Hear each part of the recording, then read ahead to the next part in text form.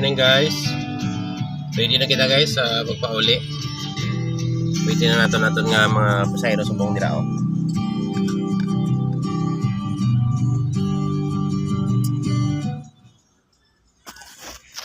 Pari kita sa GT Port Subong.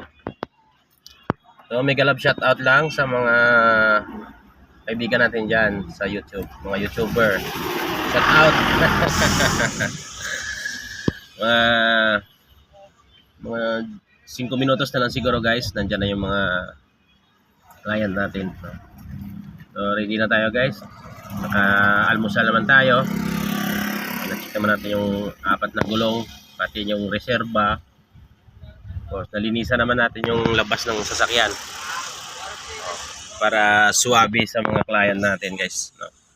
Ganun din sa loob, malinis na rin yon. So kukuha lang ako ng konting minutos lang guys para may, kumbaga sabi nila, souvenir bago tayo umalis dito sa Katiklan Port. Yan. Nandiyan lang guys yung yung mga ng mga bangka, yung mga fiber boat, nandiyan lang yan sa gilid. Hinahintay ko lang yung tawag ni may bossing.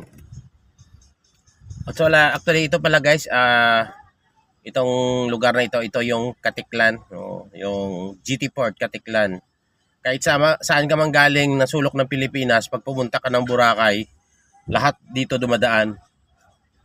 Kasi yung Boracay, pag-aari ng ng Aklan, yung province niya, yung Aklan. Kaya lahat ng mga activities dito muna dumadaan sa Aklan. So dito ka magbabayad ng mga parking fee, environment fee, terminal fee, back fee, no fee. Lahat ng mga galawan guys, dito yan guys. Dito yung ginagawa sa sa Aklan. Pag okay na yung lahat, sasakay na kayo ng fiber boat. Sa fiber boat, doon na kayo.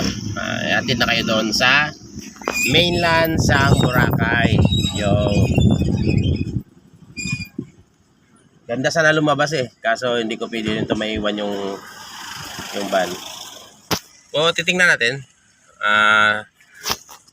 Tayo tayo saglit doon, makasilip.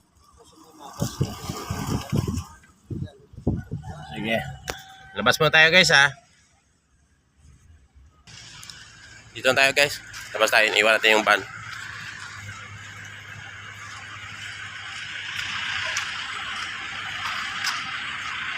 Dahil yung van dito parking.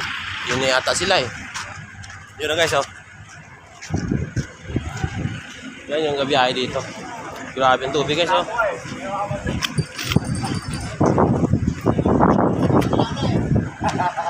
Yun.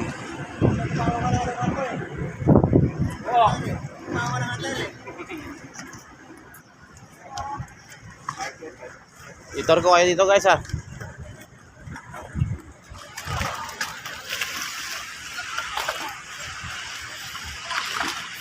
So itutor ko kayo dito guys sa terminal, sa port.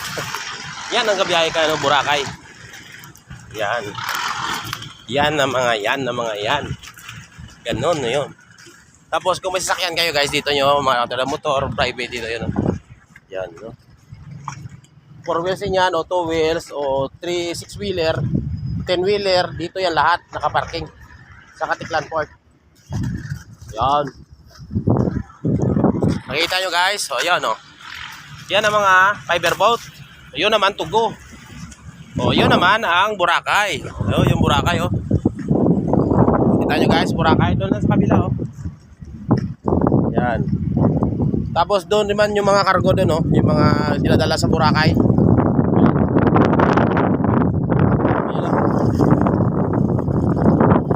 Ang tubig guys blue na blue or green na green. Tingnan nyo nga, para malabo pa ningin ko Pero mas malabo, hindi pa nakadating sila. Hintay ko baka yun naman sila Kasi mag-check out pala sila kanina. Siguro nakaabot na yata ng mga 20 minutes yun. Saglit lang naman kasi sa speedboat lang. Pag speedboat, 5 minutos lang, takbo niyan, Boracay to Katiklan.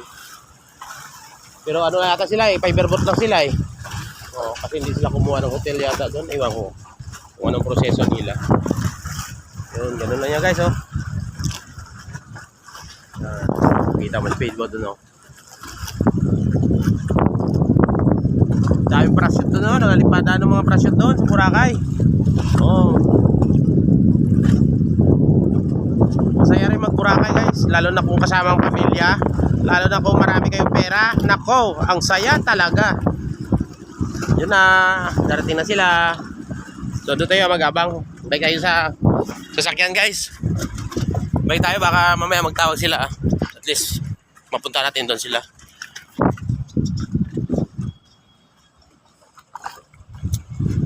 Dami pala mga windmill doon sa taas Windmill. Sarap maligo Ligong-ligo na ba kayo guys? Sarap talagang magtampisaw pag ganyan ang kalinis ang tubig Crystal talaga. Alam nyo guys, kahit 40 ito hindi ito nangangamoy ng gasolina guys. Yung isda dito daw ang sabi nila yung maamoy gas. Pero yung tubig, wala yan, walang amoy yan guys. Walang amoy yung tubig. Yung isda daw, yun ang may amoy gasolina.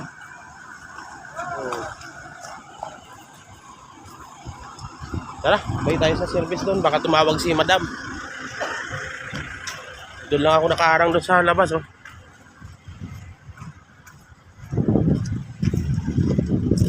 Medyo may kakulitan kasi tayo Ay hindi naman, nakatabi lang yan. Grabe naman Grabe na pagkatira ko nun Yun. Grabe, dikit na dikit yung parking ko Talagang sinagad ko na yung gilid Yeah. Nakalak pala Okay, dito na tayo guys. Yes! Suabe. Perko muna tayo guys. Perko muna tayo, grabe ang init. Sobra. So guys, thank you very much guys sa pagsuporta. Don't forget dapat papalitan ko na yung yung pangalan ng vlog ko Dapat biyahero kasi driver tayo Biyahirong mahirap. Mahirap na biyahero. Yun. O kaya kawawang driver vlog. Yeah. Sige guys, thank you very much. Thanks for watching. Follow for more. Bye bye.